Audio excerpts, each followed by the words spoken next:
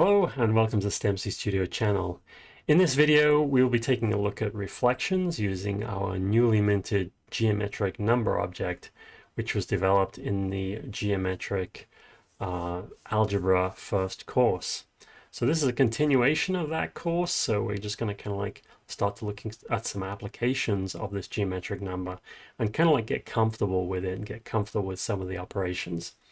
What we'll then do, I think, is we'll break off into a new playlist where we'll actually use this geometric number to construct essentially physics in the plane. Okay, what we're going to do is we're going to derive the result today, a very powerful result that allows us to capture this reflection, and then we're going to be able to use that going forward to define rotations, and then use it to define the attitude of an object, which is, how an object is oriented in space. And that's precisely what we'll need to describe an object in something like a physics engine. Okay, let's get started. Okay, so here's the sort of setup. We have a unit vector n, which I've positioned its tail at the origin, and then that unit vector, that single unit vector, is perpendicular to a line. So you can imagine there's a perpendicular in here. Now we're in 2 dimensions here, so this thing here, it can only be a line, can't be anything else. If we were in 3 dimensions, you can imagine this line is really like a mirror. It's like a plane. And then this is the unit vector, which is perpendicular to that plane. So our vector here could be a vector, if we were in 3 dimensions, pointing almost in any direction, and then it reflect in this mirror. Okay, and we expect, in this case, we would expect the reflection of A to be an arrow that would be sort of pointing roughly to about here. Okay, so that's the setup. Let's just take a look a little bit at what's kind of like going on here. So more precisely, we're reflecting a vector A in a line, or we could call it a plane or a hyperplane, that is perpendicular to the unit vector n. When we say perpendicular to, what we mean is any vector that is in this line, or if it was a 2D, 3D, a plane, would be perpendicular to the unit vector n. Okay, so any vector in here would have a 0 scalar product with it n.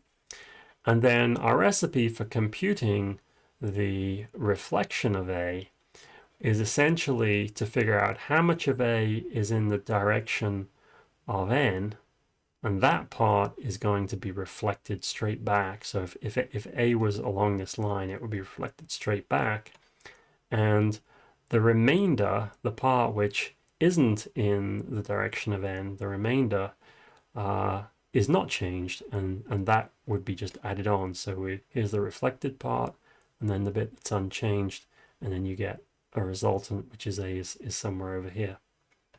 Okay, so I'll hope that you can imagine that in your head. If it's not clear, and you think it would be more explicit for me to kind of like draw the projection, let me know. All right, so this is our strategy. The part that is parallel to n changes sign, the remainder stays the same. So let's break down A into 2 parts. One part which is parallel to n, and one part which is perpendicular to n. Okay, where the part that is parallel to n, what we mean by that is A dot n in the direction of n. Okay, so it's the scalar product of A with n times unit vector n. Okay, and then the part which is perpendicular is really just what's left over. It's A minus that bit, because A perpendicular here is just A minus A parallel. Okay, so the reflection therefore is, we'll call it A prime.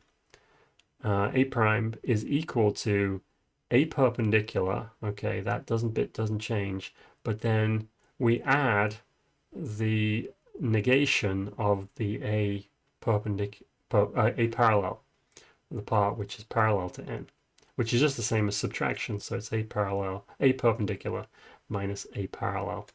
Okay, and that's equal to A minus 2 A dot n, and just using the A parallel value up here. So this is kind of it. We're actually sort of done if we weren't using geometric algebra. Okay, now we didn't use geometric algebra in a sense to derive that, although in a sense, we've used part of geometric algebra, which is a scalar product here. But what happens if we kind of try and use the full power of geometric algebra? So what we can do is we can go a little further than this result. So here's our result. The reflected value is equal to a minus twice a dot n in the n direction. And now what we do is we multiply this first term essentially by 1. And when I say 1, I'm actually going to put in n times n. Okay, because recall that n times n, the geometric product of n times n, is just n dot n plus n wedge n. And n wedge n, any vector wedged with itself, is 0. So n times n is actually n dot n, which is 1, because n is a unit vector. So that's what this step is. And that's probably the most complicated step almost in the whole thing, or it's the most, it's the sort of the trick, if you like, for moving along. Because you'll notice that both of these terms now end with n. And by the associative rule of the geometric product, we can actually put the parentheses now around the a and the n and multiply a times n first before we multiply it by n here. So before, the parentheses were implicitly around the two n's. Okay, so if we do that and we expand the an, we get a dot n plus a wedge n, and then n is left, minus 2 a dot n. And if you look at this, you'll notice that a dot n is common here. A dot n, in fact, multiplied by n, is common with the a dot n times n here, where we're subtracting 2 of them. So in effect, we're subtracting now just one of them. And so I can cancel one of these a dot n's, and we're left with this expression. Now you just have to notice that this thing looks awful like really like a sort of geometric product again. And we're going to make it look fully like the geometric product by doing a little bit of rearranging. We're going to reverse the n and the a in the scalar product. And that, of course, because it's symmetric, the scalar product is symmetric. There's no change in sign, but that sign has been brought out the front here. And then we're going to interchange the a and the n in this wedge product. And because that is anti-symmetric, that's going to create a minus sign. It's going to create a minus n wedge a. And so there's the n wedge a, and then the minus sign has been factorized out. So what we're left with is n wedge a plus n dot a times n. And then this bit is easy to recognize as just being n times a. Okay, so it's minus n times a, and then multiplied by the n. And of course, the parentheses don't count anymore because we don't need them, because the geometric product of vectors is associative. So we can just drop the parentheses and we get the result that the reflected vector is minus NaN, which is a very nice kind of elegant looking result, but is it really any use? Is it more powerful in some ways? Well, we'll actually see that this actually is much more powerful, and it's really going to kind of like be useful when we consider rotations. And as I said before, rotations are going to allow us to define the attitude of a body in space, which gets us on the road to doing physics in 2 dimensions. All right, so let's convince ourselves that we've actually got the math right by bringing in our code. And I don't think there's anything in this code that you will not have seen if you've done the previous videos, but I'll walk through it a little bit. This project was built by using a JSX graph template. That's how we got the JSX graph diagram. In addition, what I did is I used the references technique, which is described in one of the STEMCstudio manual videos, to pull in this geometric number that we coded in the, we've already just finished coding in the Geometric Algebra First Course series. And just in case you haven't seen that, I'll unhide the configuration files. I'll show you the package.json, and then this is the little incantation that we're using to pull in the e2ga.ts file from this gist. And that's the project that actually contains the e2ga.ts file, and the e2ga.ts file is there. And of course, the way that we do that is just pull references, actually pulls that in. All right, so back to the main line. So this is, this is a JSX graph project. Oh, and in addition, you're going to need to make sure that in our project settings, we bring in DOM ready, of course, because that's how we initialize or start our project when the DOM is ready. We bring in JSX graph because we're using JSX graph's board. And then I'm bringing in MathJax at version 3.14, which is going to enable us to render both in the JSX graph diagram and also below. So I'll just hide the documentation. So here you can see the rendering in the diagram using MathJax, and here you can see we're doing something similar below. Okay, so what's going on here? Well, this just incantation just enables MathJax for the diagram. Here we create the board, so we're creating the board itself. And then we kind of like get in to start creating things. So initially, the first thing I'm going to do is I'm going to create this unit vector, and then I'm going to create the line perpendicular. So let's see how we do that. The line is defined at an angle to the x-axis, which I've just defined in degrees here. And then I multiply it by pi divided by 180 to convert that to radians. And now I can define my unit vector using the geometric object, using cosine theta and sine theta. And because I'm using those, I'm guaranteeing that n is a unit vector, because cosine squared plus sine squared is 1. Let's move this out the way a little bit. Okay. There's obviously a more elegant way of doing this, and I may as well do it now before we go too far ahead, but I think it's a little bit more coordinate free, shall we say, to actually create your geometric numbers this way. So I'm just creating local copies of the basis vectors. So E1 is the basis vector corresponding to the x coefficient, and E2 is the basis vector corresponding to the y coefficient. And so now what I should be able to do is I should be able to say that n is math.cosine theta multiplied by E1 plus math.sine theta times E2. And that should give me exactly as we had before, and now you can see that we're using the operator overloading, which is built into our geometric number. So we can multiply this number by the geometric object, and we can also add two geometric objects. So it's kind of nice. All right, and then A is geometric 1, 2. That is really just E1 plus 2 times E2, right? So A is there, A is still what it was, A is 1E1 plus 2E2.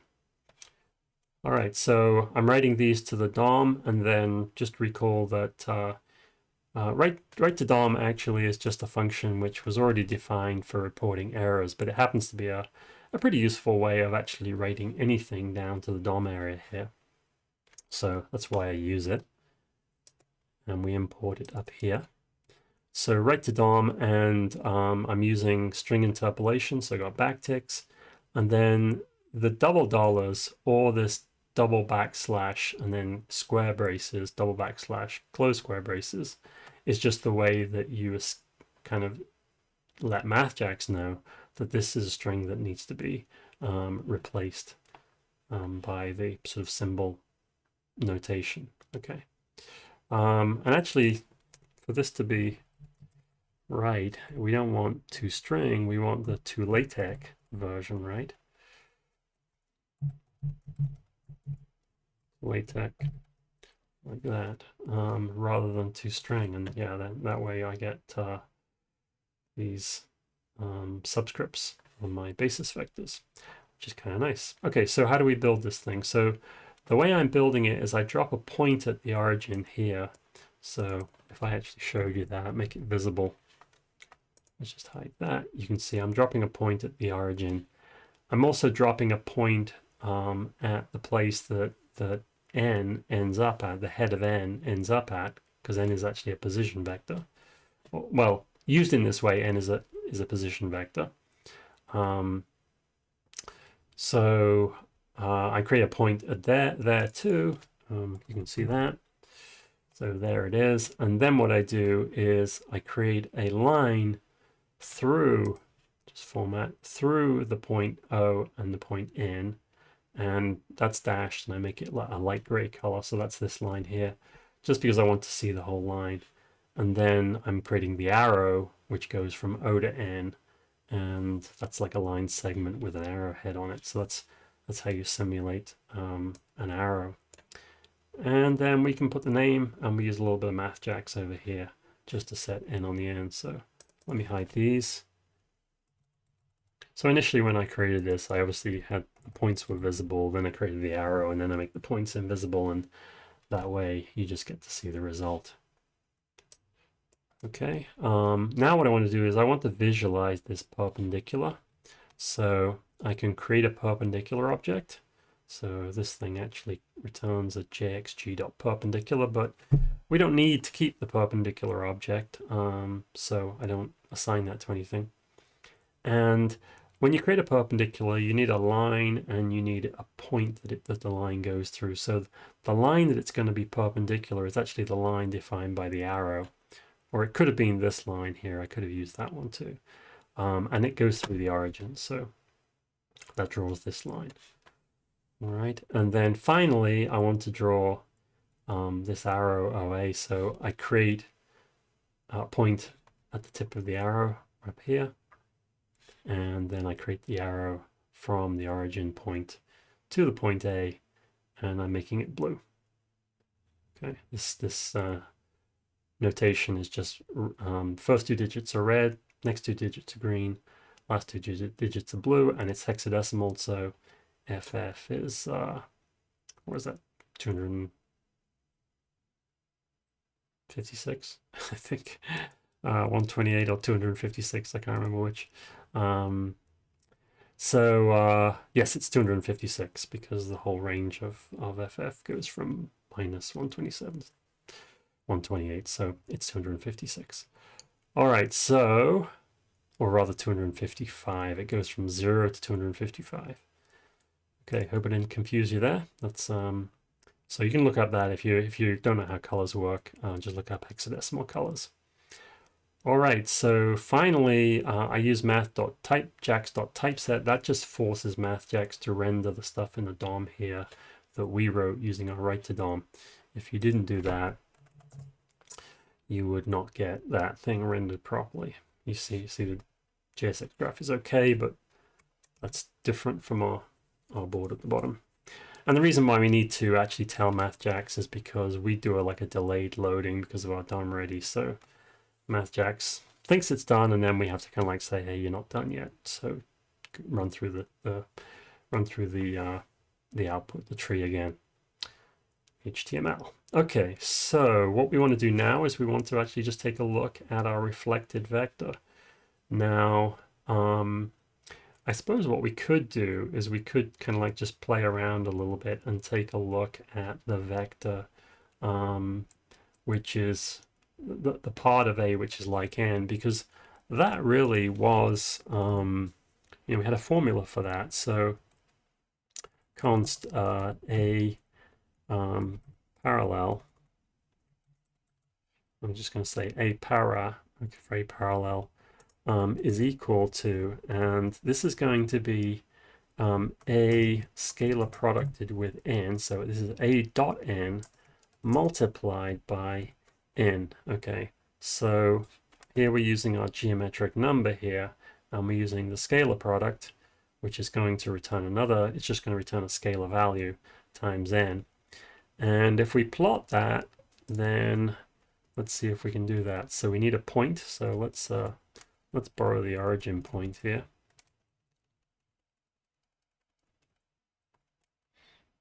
And running out of names. Para is a para dot x, a para dot y, and the name is para. And let's make it visible. Just about see what's going on here. There we go. So if we'd actually kind of calculated a para, then you could see it would have we would have got a vector that goes from the origin to that point here. Okay, and in fact, what we do is this arrow that goes from here to here. Well, let's do it. So I'm going to create an arrow this time from the origin to a para. Okay, did something wrong. Oh yeah, so the point that I put in here has to be a JXG point. It's not a geometric multi-vector type. So there you can see it's there. Okay, now if I put a minus sign in front of a para, that essentially is the reflection of that part in the line, which is in the line which is perpendicular to n.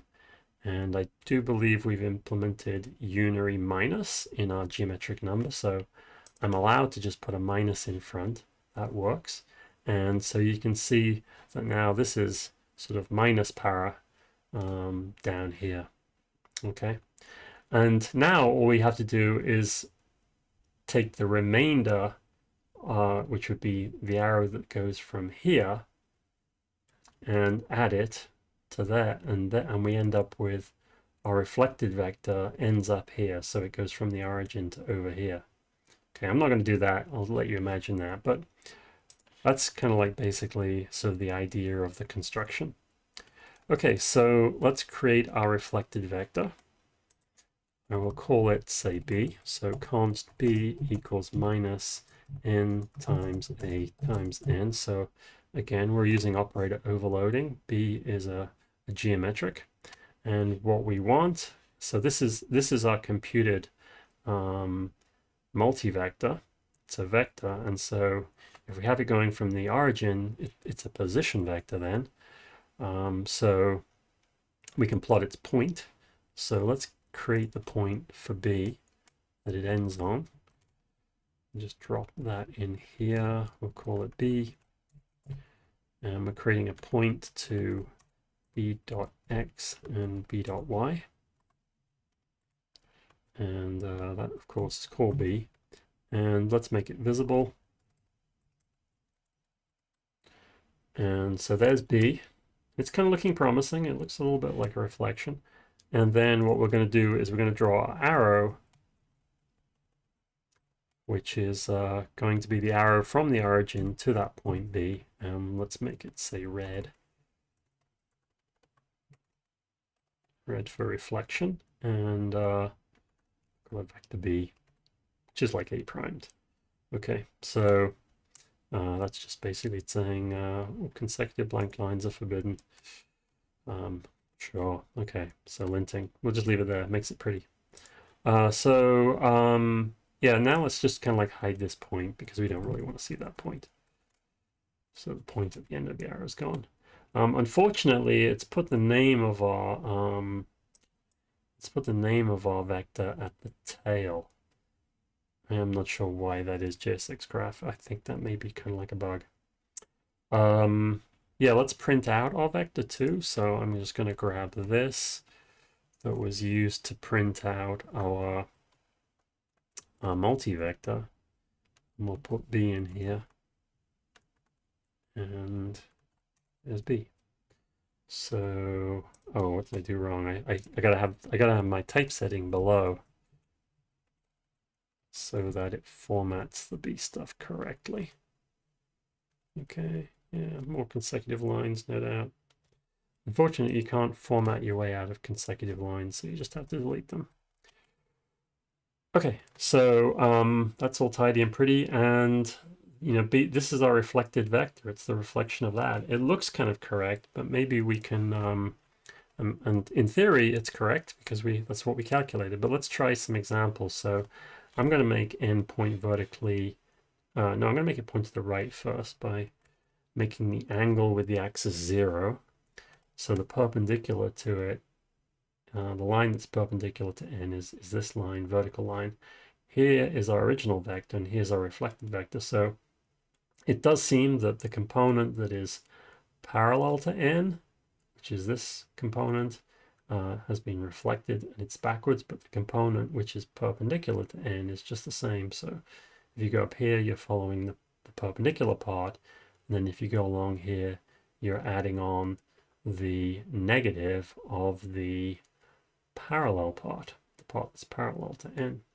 So that looks good. It does look like a reflection. I mean, imagine this is a mirror, and this is the vector which is perpendicular to the mirror. Then this does indeed look like what you would get as a reflection.